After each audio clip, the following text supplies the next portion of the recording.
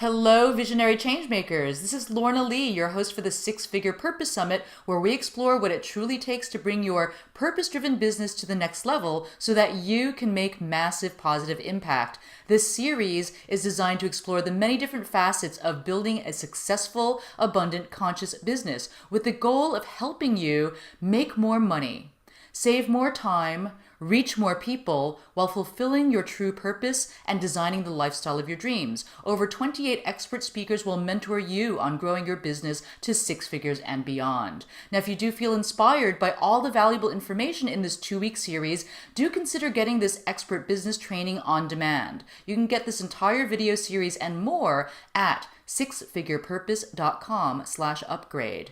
Now, I'm here today with a mentor to extraordinary leaders. Her name is Dr. Lisa Hale.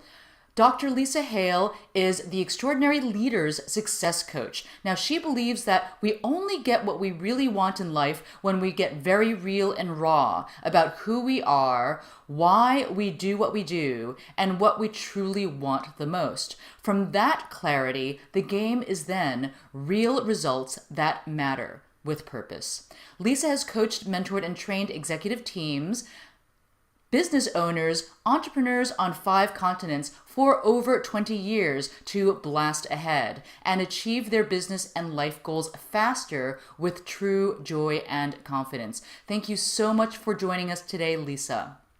I'm very honored to be here. Thank you, Lorna. So I would love for you to share with the audience what your entrepreneurial journey was like and what led you to your current business that you run today.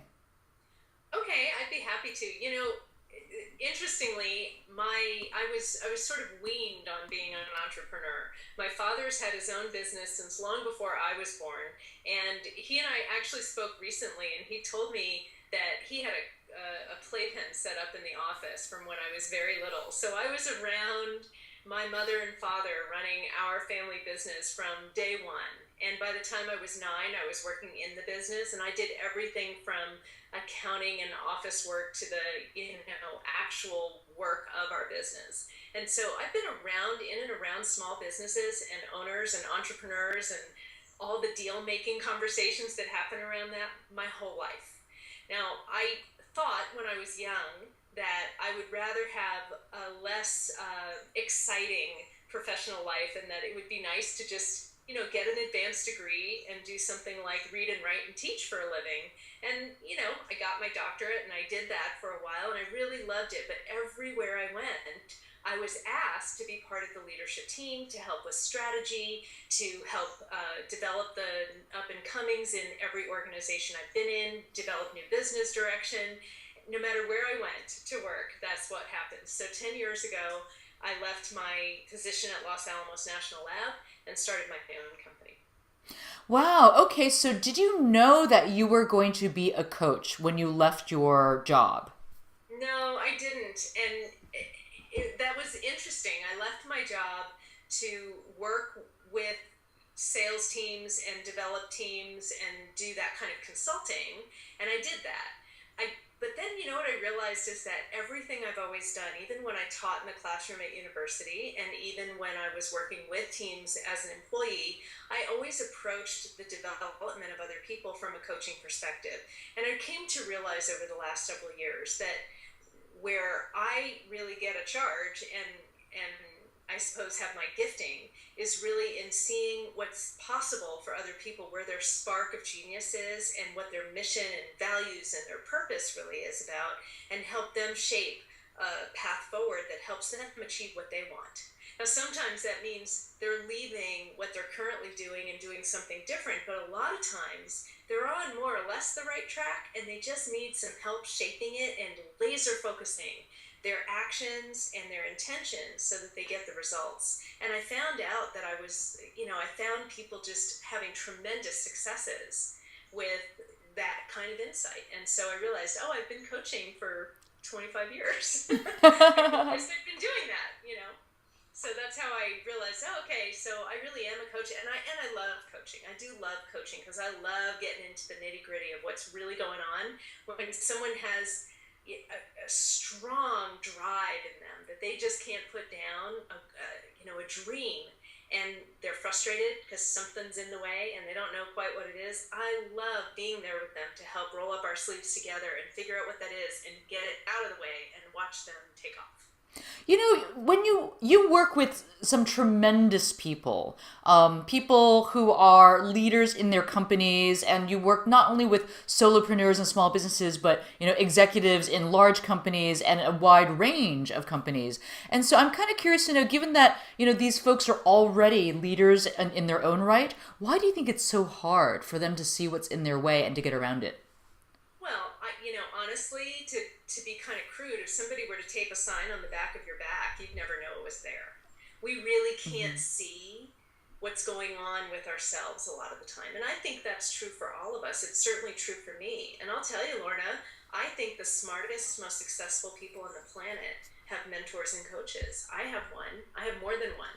And I wouldn't be where I am today if I didn't. So I absolutely believe that nobody needs a coach. People get coaching and mentoring if they want to compress time in achieving the results that they're after. That's what they do it for. They do it because they're not happy with mediocre or happy with ho-hum. Yeah, it was interesting. I was having a conversation with a friend of mine who was a life coach, and I was saying, it's so powerful when you have somebody who's working with a coach, and then that person who's mentoring the client also has a coach of their own, because in effect, what you end up having is this dynamic where everyone's being pulled up. Right. That's right. And that's really powerful. In fact, It one of, is. yeah. And coaches don't have it all together. I mean, you want to get coaching from people who understand what it is you're working on, but it's not like there's an ascension ladder and the people at the top who are coaching the best coaches are somehow Gandhi-like. That's not how it is. The successful people mastermind together and lift each other up, and even people who struggle with, say, relationship issues can be really effective relationship coach. So, how would a person go about selecting the right coach for them? Well, I believe in selecting your coach or your mentor from a place of getting an experience of powerful coaching with them. All coaching and all success, all of what we want in life happens inside of relationships that happen inside of conversations. And so, I used to have kind of a sales conversation model that I tried to do in my coaching practice, and I did it for years, and it worked well. But what I realized is that what works much better for me, especially with the high level, really sharp people that I tend to work with, is for us to just carve out some time together and really get down to business and have a powerful coaching experience together where they get to experience what it's like to take a good hard look at that sign that's taped on the back of their back they might not have noticed is there, with the heart and intention from somebody who's really there to serve them. And I do that without an expectation of the outcome necessarily, because actually I don't work with everybody. It really has to be somebody that I'm going to resonate with too, and someone that I will be happy to invest my decades of experience and my current, rather intense personal energy into supporting. Does that make sense? It makes total sense. Now, a question that comes up too is, when I was in Thailand, so I was living in Chiang Mai in a community of digital nomads, and I would see that, a lot of the entrepreneurs were really kind of bootstrapping, and so they, would get mentorship from a person here in a forum, and then they get mentorship through like another person and like over coffee, and then they would kind of, get mentorship, free mentorship from the people around them. What is your take on how effective that approach to finding mentoring might be?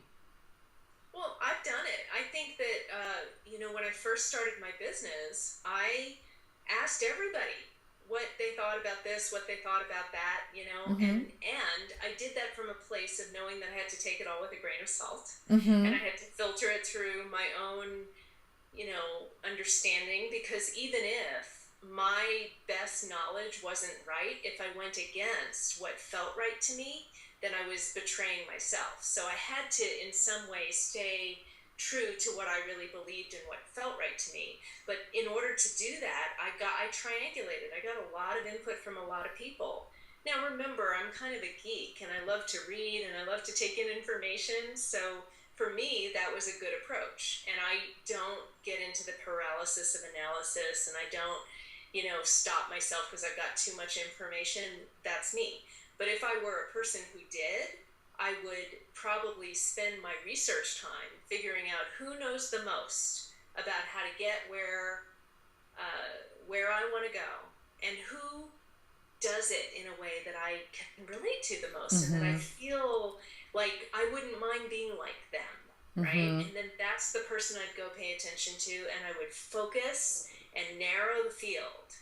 After it was pretty clear, okay, this is where I want to go, this is who I want to kind of emulate in this journey right now, and then I would focus on doing that.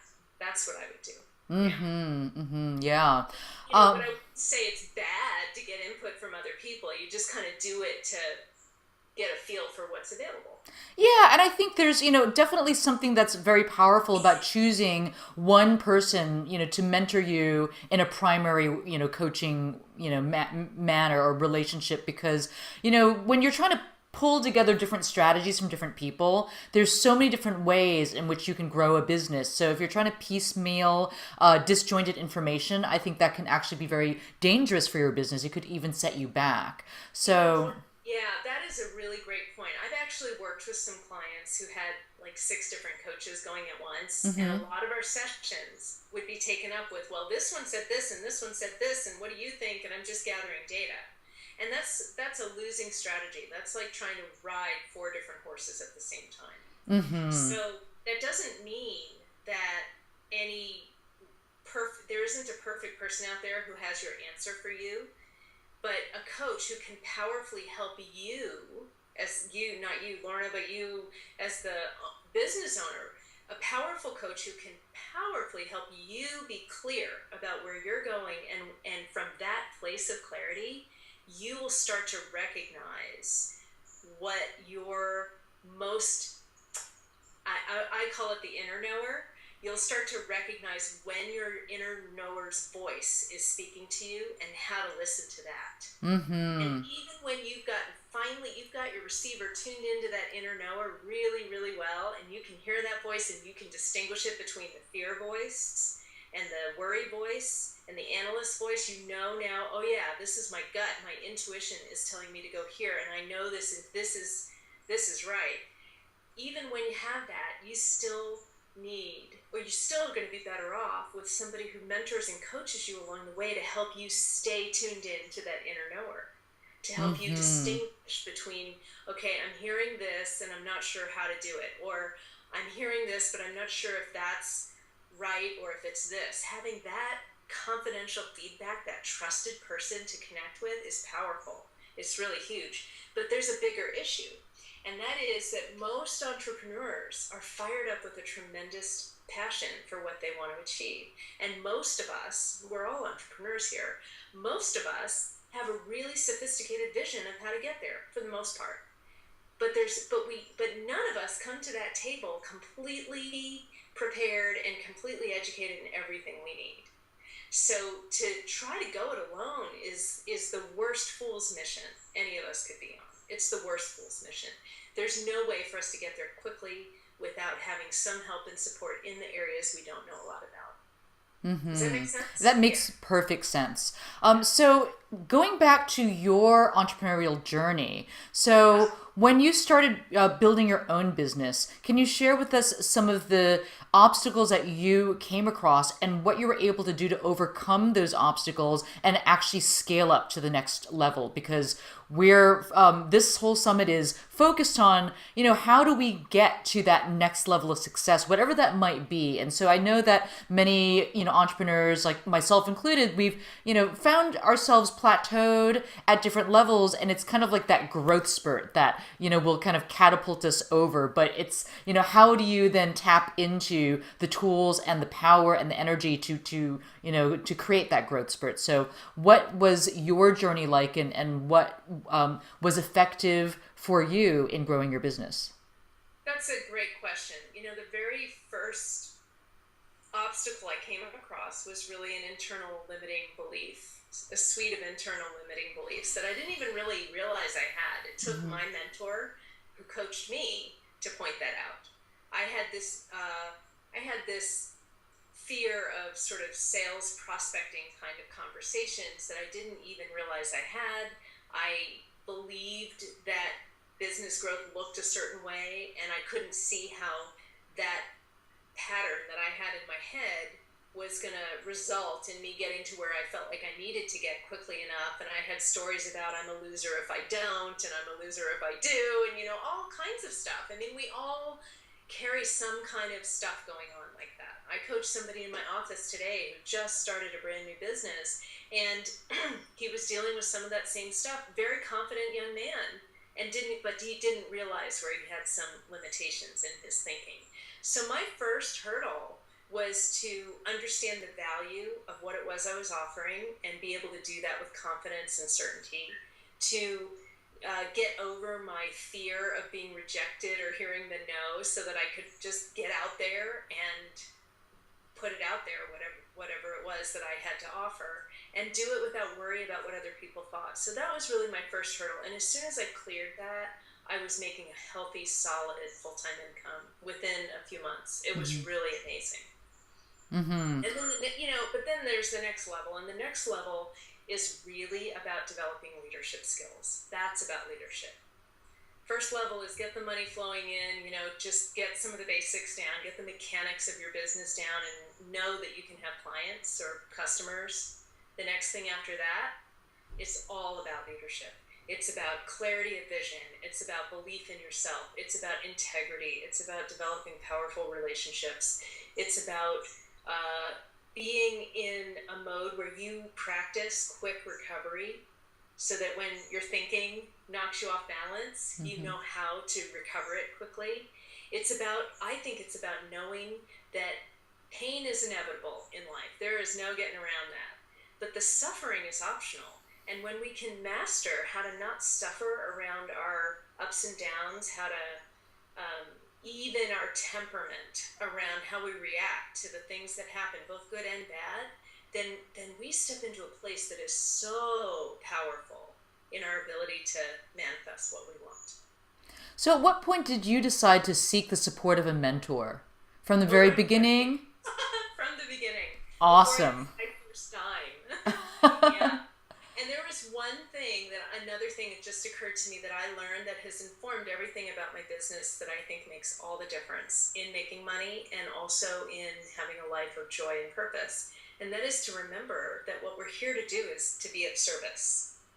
We're here to be of service. Now, making money doesn't mean we're not of service.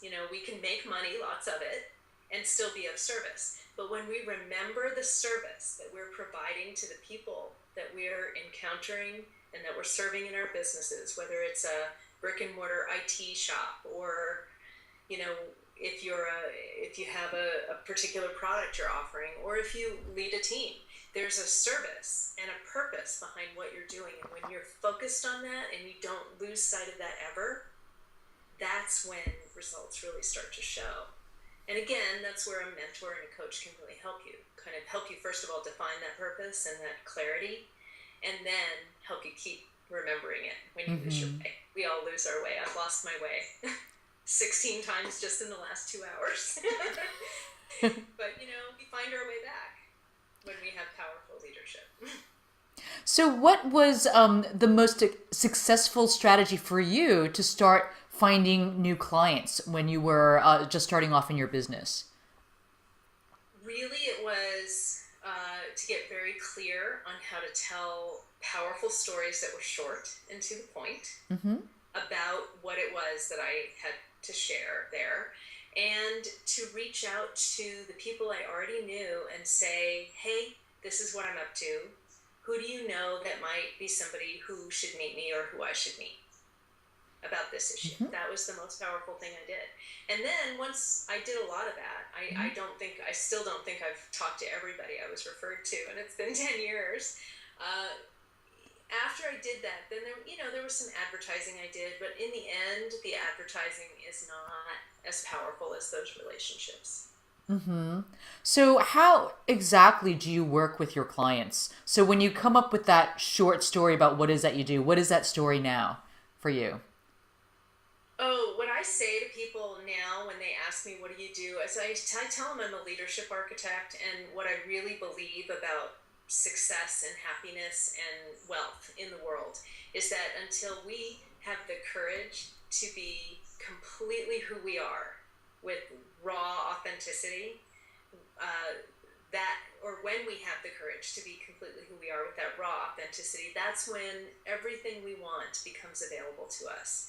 And the key is to for a leader in an organization to know how to do that in the context of that person's job, for the owner of a business to know how to really create congruence and authentic harmony, sort of a convergence of who they actually are, what their real purpose is behind what they do, and how they show up in the world and serve their clients. And when they do that powerfully, then messaging happens. And then I work with my clients to help them do really effective educational marketing so that the people in the world that they're trying to reach now know them and know why they're there and know what they're going to get out of them. So that's what I do. That's what I tell people. I'm there to help them discover and be clear about who they are and what they're meant to do and how to get there. So, with the wide range of clients that you work with, some of them being experts and coaches and consultants, and others, being like restaurant owners and the executives of different types of companies that are not necessarily focused on services or expertise.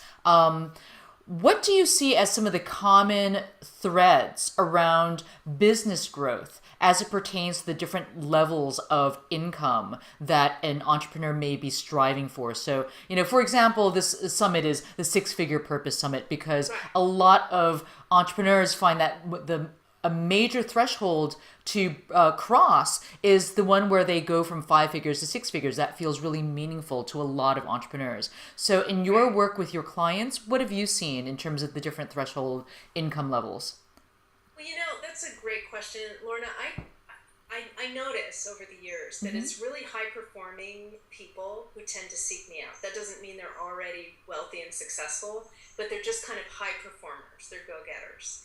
And it turns out that maybe because those are the people who tend to seek me out, most of my clients tend to accelerate their income, double and triple and quadruple it pretty quickly with work. Hmm.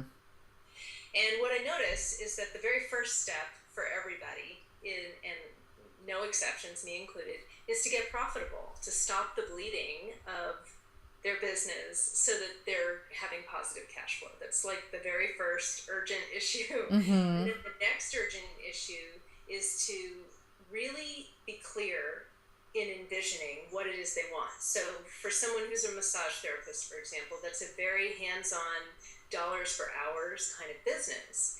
And you will hit a certain ceiling of revenue because Mm-hmm. there's only so many hours a day that you personally can be at the table, right? Right. Mm-hmm. So then you can think about, okay, so then I can hire other massage therapists, I can broaden my practice, I can have people working for me.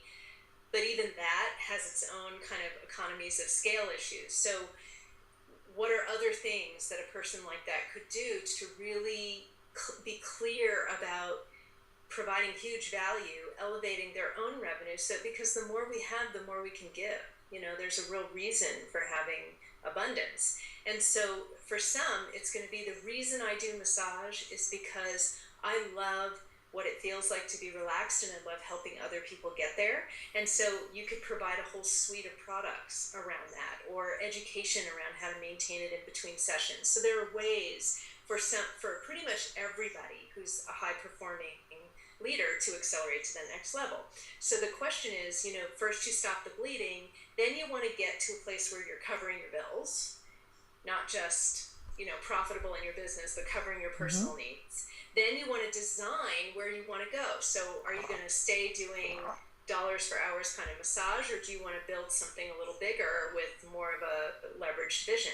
And if that's what you want, you need to decide that right away, because then the milestones are built into your trajectory. If you know what you want to do is create $1 million, spa or multi-million-dollar spa kind of business, well, then your milestones are, okay, let's get you over 6 figures. Now we're going to get to $500,000. Then we're going to get to, solid 7 figures. And now we're looking at, where do you want to go from here? What's your exit strategy? That kind of thing. So those would be, the milestones, if that's what you want. But if you're an entrepreneur who just wants to keep doing what you do, and you don't want to have other people working for you, and you don't want to build other products, then the milestones are going to look different.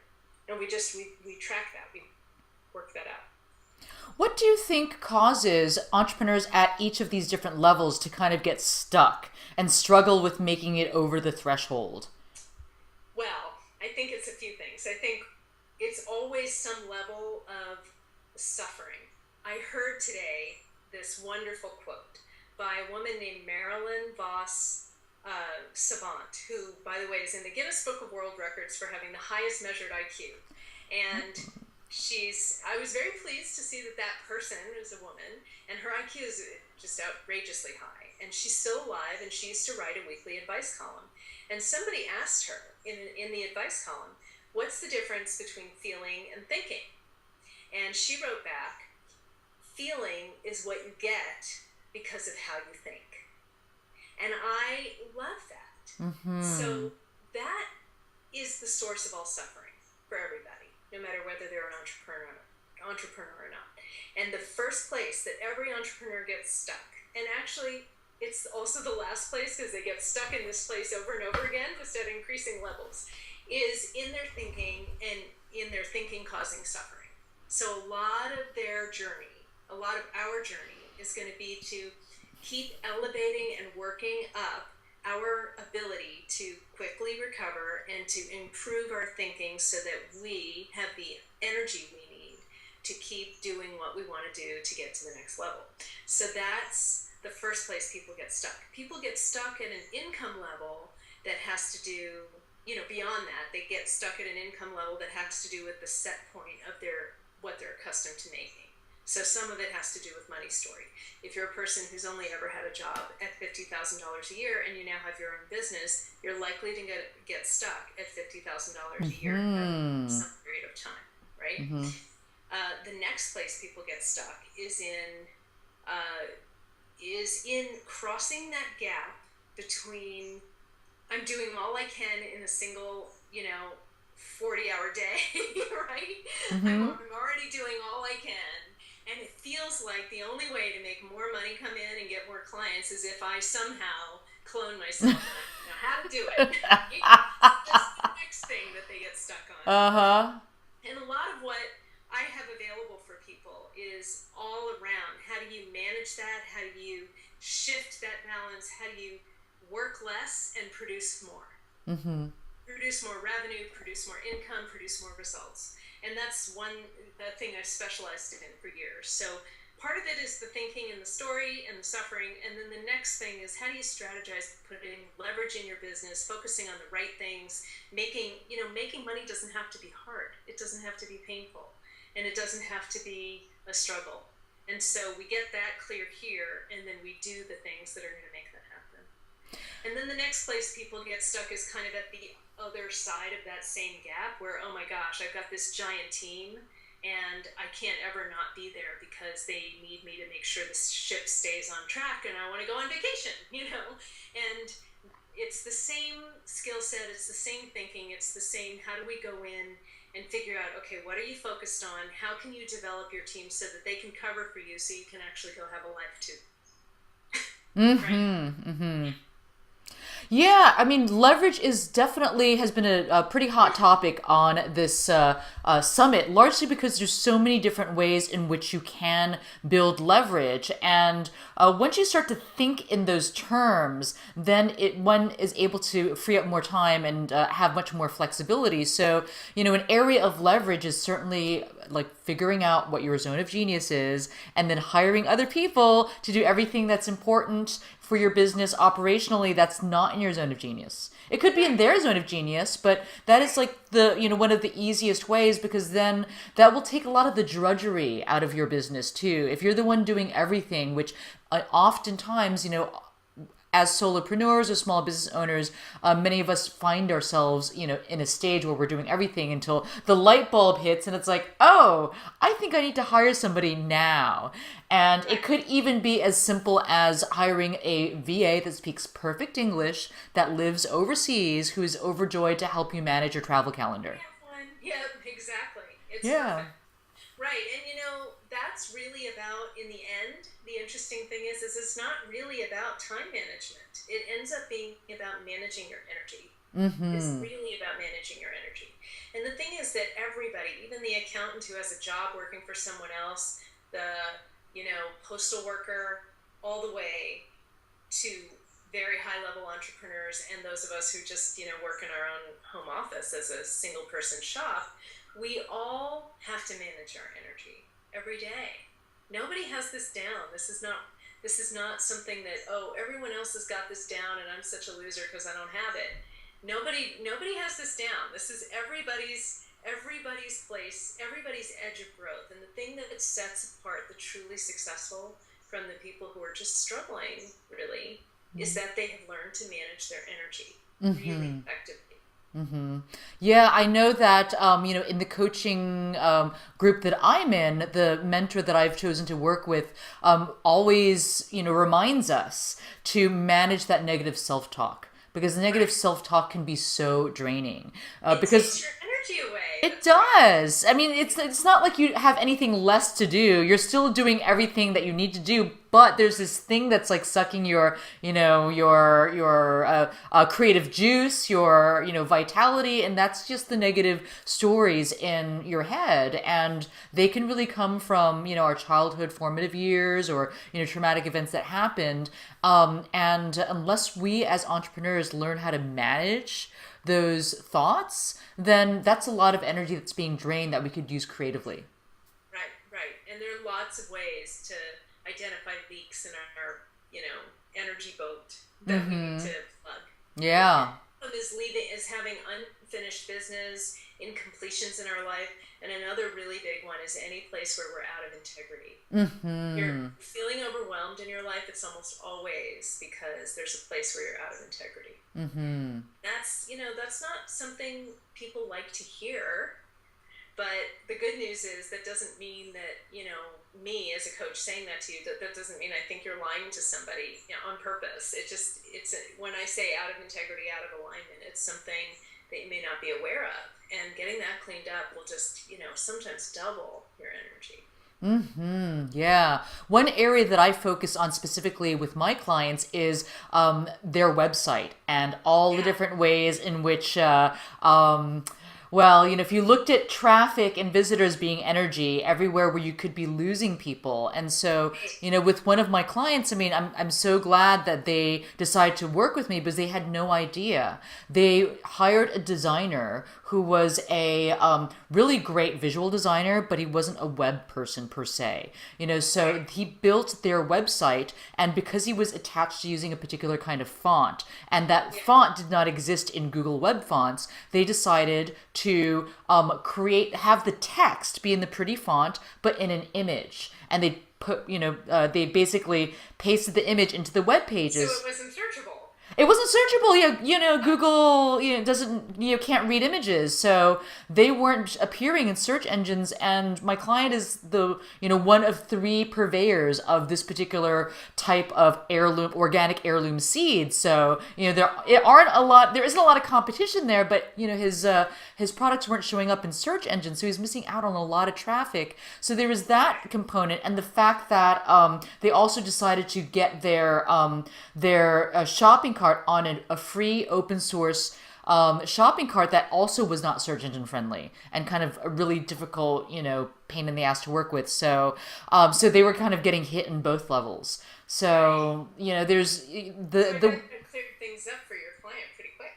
Yeah, I mean, we're still in the process of the migration, but he's at least aware of like where the problem is, and so Right. being able to fix it is the key. So looking at the different areas of leverage from internal, like your inner stories, your energy, to your website and building your team. I'd say like those are some pretty those are four core areas in Right. which one can build leverage now.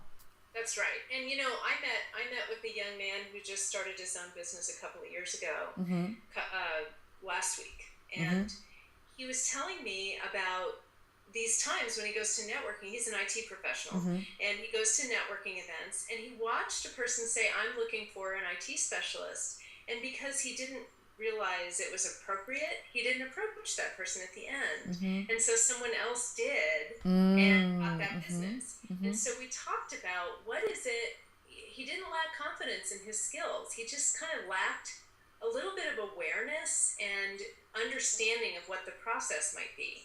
And so then we cleaned that up, and then he did it again. And this time he said, "Hey, I heard you say you've got a new office and you're looking for somebody to help you with your networking and your security, and that's something I do. And if you'd like to have coffee, I'd love to do that." So he did, and I had coached him on how to shift what he was saying. And so they said, "Well, what is it you do?" And he used the new phrase I gave him, and they were all over it. They said, "Oh yeah, for sure." And so now today he signed a new client. And so sometimes leverage looks funny. Uh huh. Sometimes leveraging, knowing what you really do and how to talk about that and what it really means to other people is what is going to be the biggest source of leverage for you. Sometimes that's leverage, because then your conversations are focused and directed, right? And then there can be the leverage of using your energy to spend time only with the right kinds of people instead of people that are going to be your right client.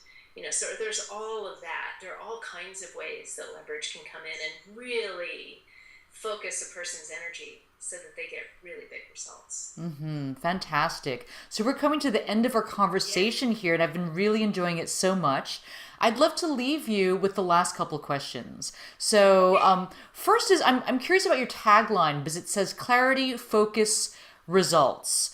Real results that matter on purpose. Can you share with us more about what your tagline means and how it defines the way that you work? Yeah, I can. I found over working with literally thousands of hours of coaching that every single time the process is essentially the same. It's get clarity about what's up, what's going well, what's not going well, what do you want? Real crystal clarity. And then deeper than that, clarity on who the client really is, what their core values are, and how they want to set the compass in their business and in their life. So that's the first thing.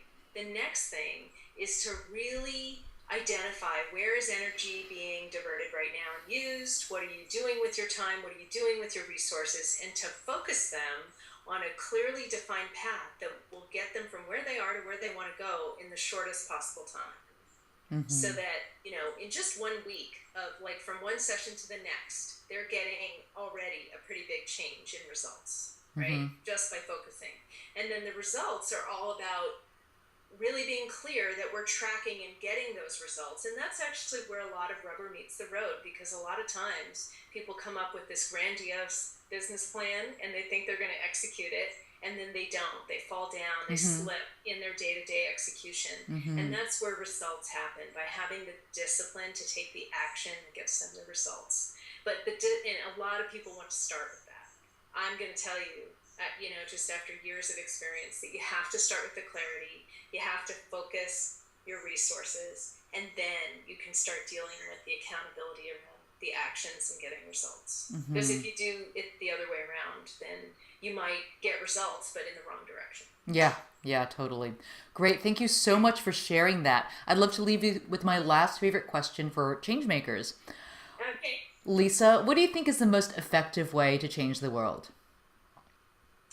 Man, if I could just have everyone know that choosing love over fear, always, in everything you do, not spending one millisecond going victim to anything outside of yourself and take total ownership in your life and be authentic. Just be who you are with courage and vulnerability and tell the truth about that. Man, those three things, if everyone in the world could get that and get that we're safe doing that, then our world would be phenomenal. It would be an amazing place. So changing the world happens in, I think, one relationship at a time, one conversation at a time, and in standing in those three truths for yourself so that other people can. Fantastic. Thank you so much for sharing with us your wisdom and expertise. How can we best stay in touch with you, Lisa? I'm easy to reach, Lisa at focusedleadershipconsulting.com. My cell phone number, I'm happy to take calls from folks, is 505-690-3354. And visit my website, which is also focusedleadership.com, focusedleadershipconsulting.com, and there's a contact form there. So all three of those are great ways to reach me. Great. And did you have anything you wanted to share with the audience in terms of a free gift or a program that you might be offering? Yeah, absolutely. There's a PDF available on the link here that is going to give people a really great exercise for how to manage their energy and focus that into a productivity exercise that will be very helpful for them. So that's something I am offering.